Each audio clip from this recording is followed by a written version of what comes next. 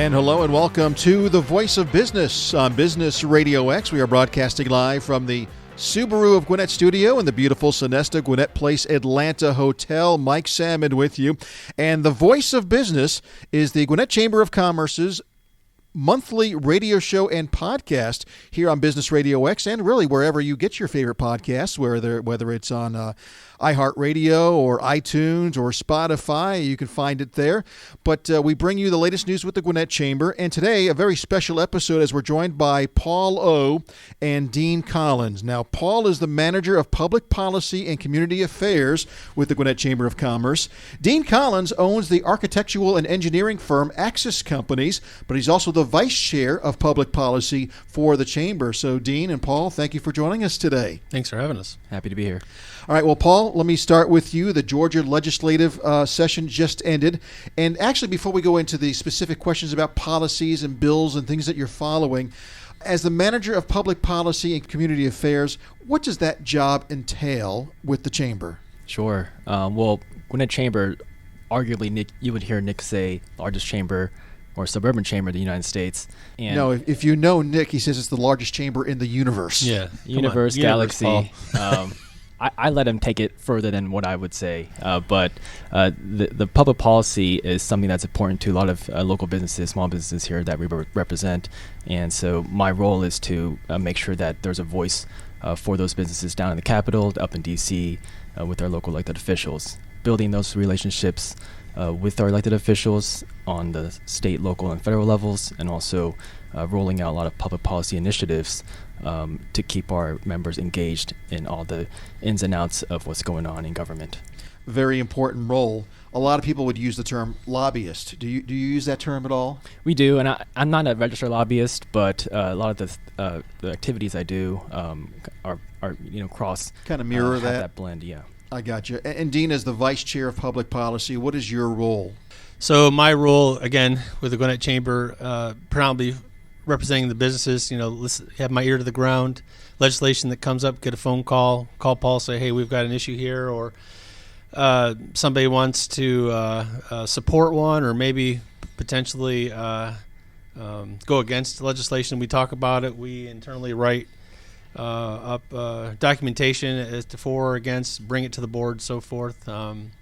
Again, Gwinnett Chamber, a lot of businesses represented for the community, and we try to basically look out for our folks' best interests. So you're more boots on the ground when you're getting all the feedback from the business leaders in Gwinnett County, and you help communicate that to Paul. Yep. Yeah, it's a combination of both. But yeah, a lot of times we'll be getting a phone call. I'll get a phone call saying, hey, did you see this legislation? And I'll be like, yes. Sometimes I have no idea what they're talking about. So Paul and I got to dig into it and figure out what's going on and make phone calls down at the Capitol. So. All right, Paul. Well, as I said at the top of the show, the state just finished its legislative session for now. What are some of the key bills that the chamber has been following during this legislative session? Yeah, there was some uncertainty whether or not they were going to even get through the session with the ongoing COVID pandemic. Fortunately, they didn't have to delay it like they did last year's session. So we got through 40 days on time. Pass the budget. That's the only constitutional requirement for a session to pass, or the legislature to pass. But when we focused on key bills, there was one in particular, the HB 112, otherwise known as the COVID liability bill. This one is definitely focused and catered towards helping our businesses stay open and succeed, especially during the pandemic. Right? We don't want them to be caught up in a lot of these frivolous lawsuits that are going to hinder their business in terms of trying to serve their customers, keep their employees in retention. And so we thought it was important to be supportive of this bill in particular, and what this does is extend that sunset date out one more year. And that's House Bill 112, so that's directly related to COVID and liability there and so forth. But I know there were many other bills that you were looking at as well. Yeah, another one is the citizens arrest law that's going to be repealed. We expect Governor to sign that bill shortly before the 40 days he has after session. This one is really a continuation of our support for the hate crimes law last year. Last year, the Chamber supported the hate crimes bill that enhances punishments to individuals who target individuals based on their race, gender, sexual orientation, age, all those civil protected categories. And so in continuation of that, how do we make sure that we are a community and a state in which businesses can grow and succeed? How do we become a place where it's welcoming to all people, especially in Gwinnett County, when we have 25% of the population born outside the U.S. We are super diverse, and we want to make sure that everyone here feels welcomed. It's only 25%. I thought it was more, actually. It's probably going to be growing. It seems like it. Yeah. Now, connect the dots for me there, because some people may say, okay, as far as the chamber and business owners, this is more of a, as you said, kind of a hate bill, if you will. Connect the dots. How does that affect the businesses? Yeah, well, a lot of our business members and also a lot of the business owners in this community, especially in Gwinnett County, are from other countries, do have different ethnicities as us, different races, and different cultures. And so that's important for us to say, hey, we stand with you guys, we support you guys, and we want to protect you guys as well. Okay. I'm just looking at the list here. I know there's some other bills as well. Talk about the economic analysis one that you've been keeping an eye on. Yeah, this one is sponsored by Senator John Albers and Roswell. This one was very supported, completely bipartisan, almost unanimously passed the House, unanimously passed the Senate. But this one allows the Office of Planning and Budget to review up to 5 tax incentives or tax breaks and make sure that they're doing what they're intended to do.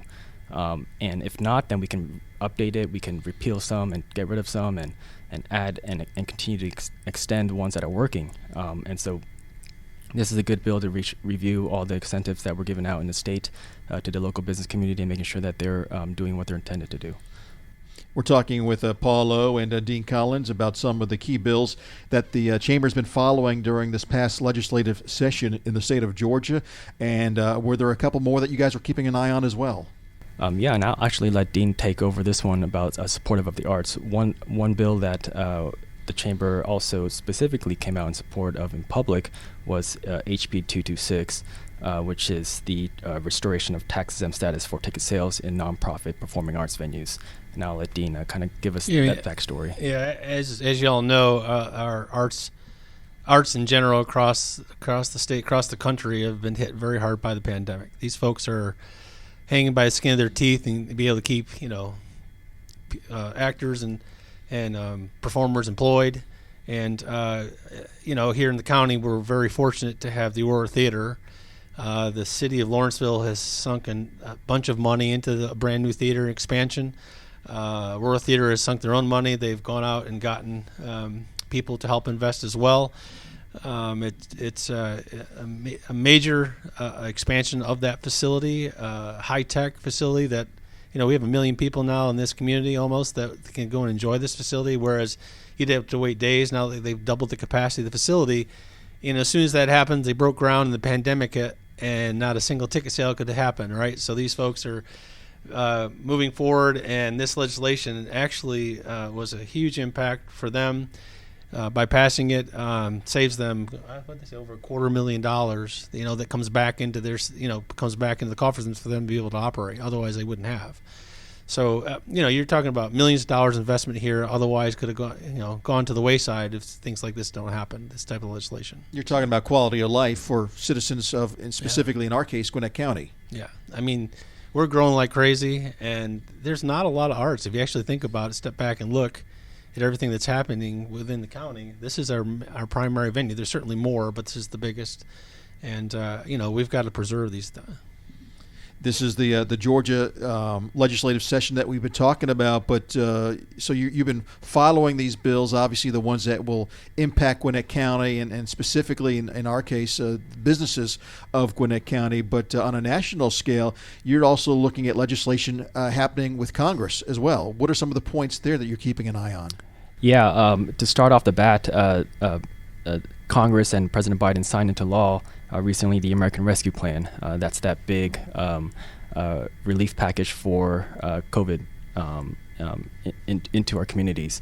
Specifically, though, a lot of our local government entities have received CARES funding, including Gwinnett County, $181 million in funding, and all our 16 cities combined received a total of just over $79.7 million in funding relief.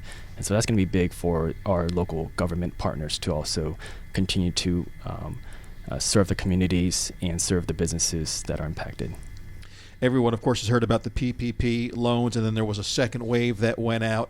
I know the county, from the funding they got the first time, they did that for local businesses. I have not heard, and maybe either I missed it or maybe it's not happening. Is there going to be a second wave of relief help for Gwinnett County businesses coming from the county again? Right. So the details have not been hashed out yet, but we expect that the funding that is received from the federal government to the counties, they're going to definitely allocate those for specific purposes down here in Gwinnett. Okay. What is this Fresh Air for Businesses Act that I've been reading about? Yeah, so Congresswoman Carolyn Bordeaux is a first-term Congresswoman, newly elected last year, and we've established a great relationship with her in our office. She's been really involved and really engaged in the community, even with the business community through the chamber. And their office came to us and said, hey, we've got this bill that we want to introduce into Congress that tries to help businesses reopen.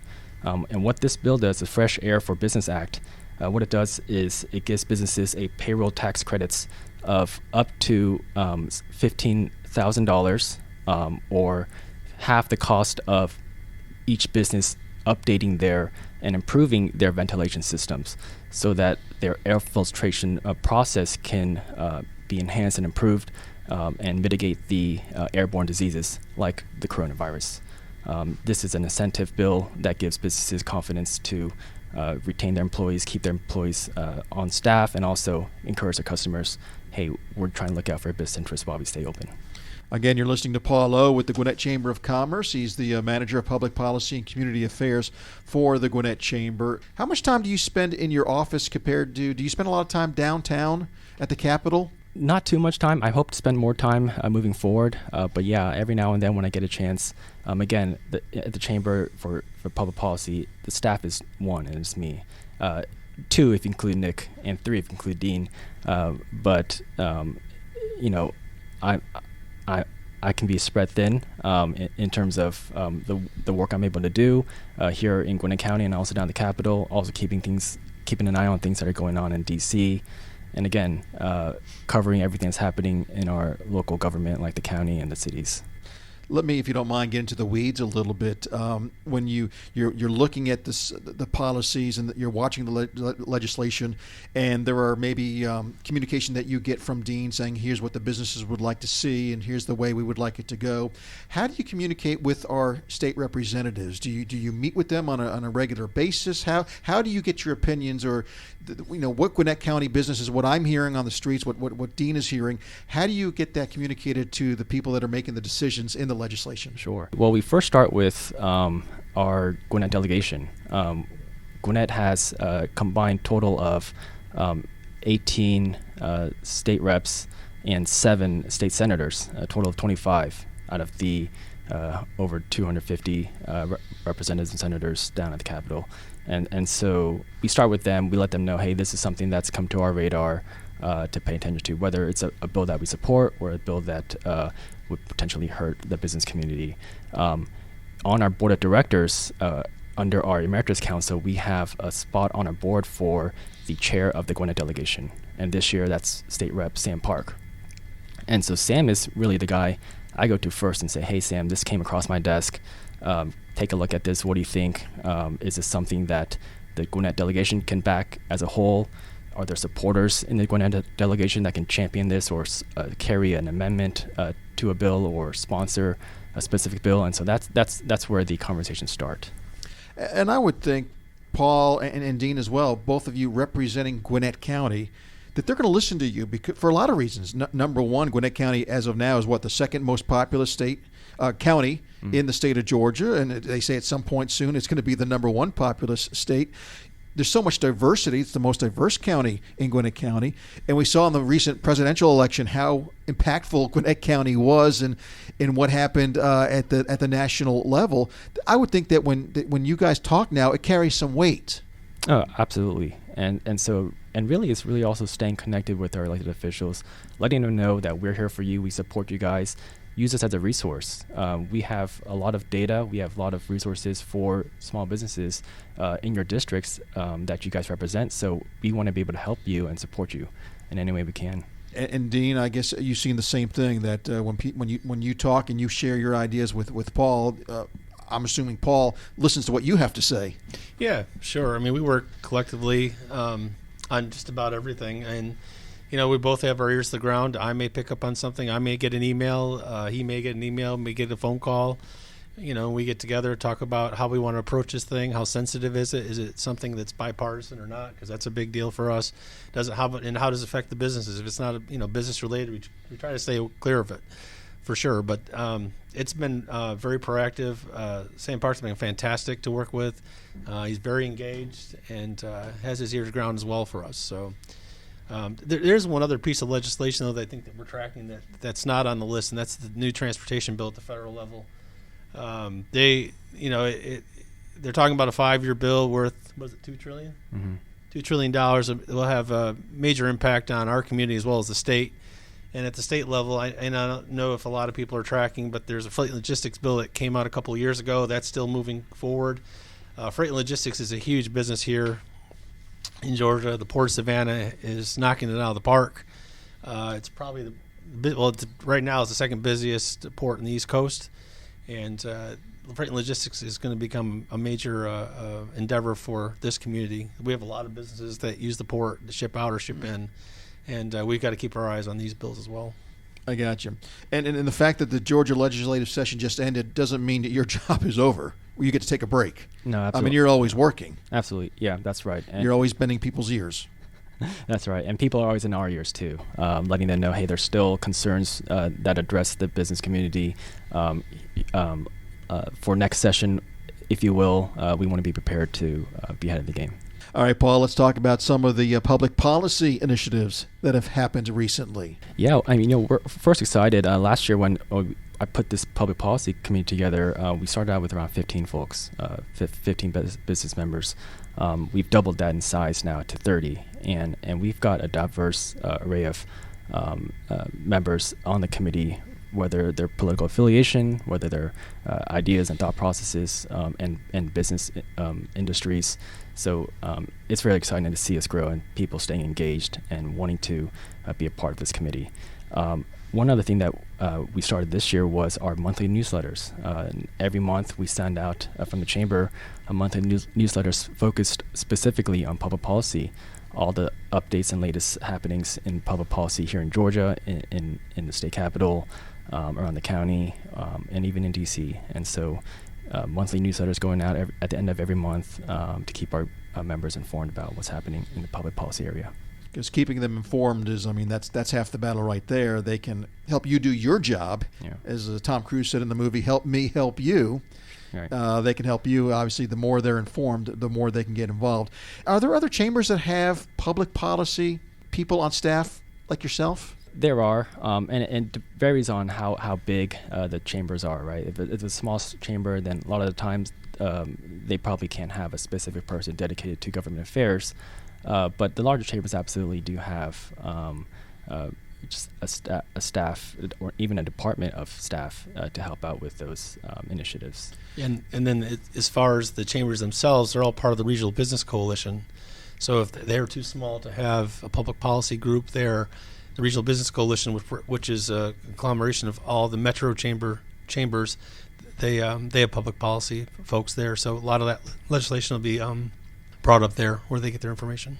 Some people might say, well, we got Paul here with the Gwinnett Chamber, and he's kind of helping be the voice of business with these lawmakers and so forth. Some people may question, well, shouldn't the county be doing that? And the county is. So we're fortunate enough that a lot of our key stakeholders are absolutely involved in everything that happens on the Capitol.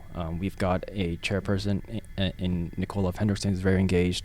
We've got a group of county commissioners who are very engaged. We've got city elected officials like the city council members and the mayors who are also very engaged.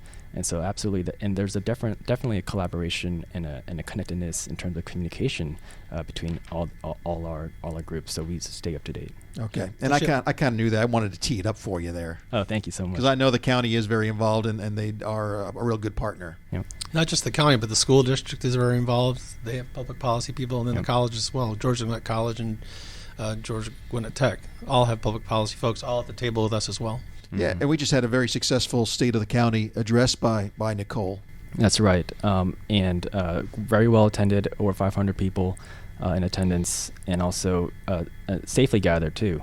And we were happy to have her continue to share the success of Gwinnett and what's to come moving forward. All right, so as we look to the horizon and look forward, what's on the horizon for the Gwinnett Chamber Public Policy team? Yeah, well, last year, big election year, especially with the presidential race and down ticket as well. But when you think of odd years, you don't really think about election. However, there are elections still going on, even in the odd years. And what are those elections? Mainly focused on the municipal elections, our city mayors, our city council members. And so Gwinnett is home to 16 cities. Not every member of the city's elected officials are up for re-election. However, we've got some mayors and some city council members who are going to be up for re-election. And so we want to make sure that our citizens, our business members, know who's on the ballot, really just being able to provide them with some content information to know what to expect this November.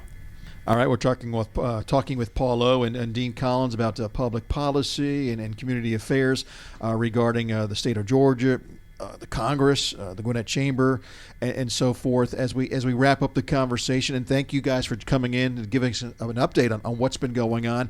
And any final words, things that we should be keeping our eyes on? And we'll start with you, Paul. Yeah, Dean actually, when he brought up the transportation bill that's going to be looked into and debated on in Congress and up in D.C., I want to also point out quickly that the Transportation and Infrastructure Committee, one of the most bipartisan committees up in D.C., you don't hear that a lot these days.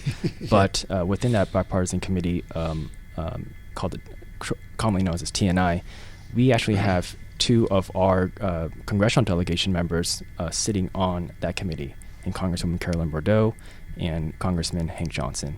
And so we've got a direct channel to their office in having some input and communication with what's going to be on that transportation bill, probably passed later this year.